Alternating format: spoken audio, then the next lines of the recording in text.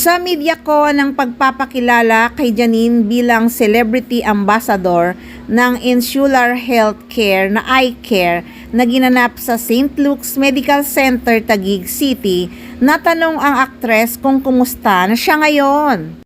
Sagot nga ng aktres, syempre malungkot pa rin, sobrang nagsabay-sabay, nagsunod-sunod. There are good days and there are bad days, but that's also a testament to how important family really is. Actually, kinakabahan ako coming here, St. Luke's Medical Center, BGC. My uncle Ricky Dabao was confined in the ICU here.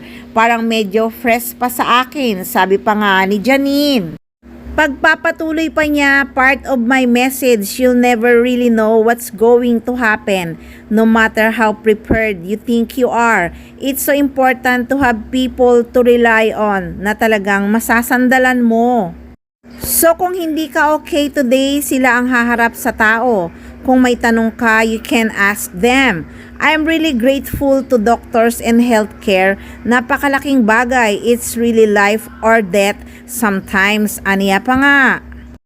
Umaasa naman din si Janine na magtutuloy-tuloy pa rin ang tradisyon ng kanilang pamilya na magkita-kita tuwing linggo na tinatawag nilang Family Sunday. Before, our Sunday was with Mamita. Every Sunday, we spent in her house. How do we keep that tradition alive now? Wala pa kaming maisip na bagong home base. Baka ako na lang ang mag-volunteer. Marami lang akong huhugasang pinggan when we do it in my house. Pero kaya natin yan.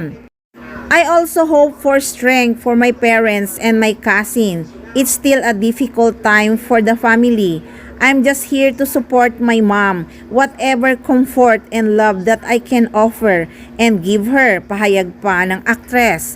Busy ngayon ang ina niyang si Lotot De Leon sa taping ng ABS-CBN series na Sins of the Father, starring Gerald Anderson.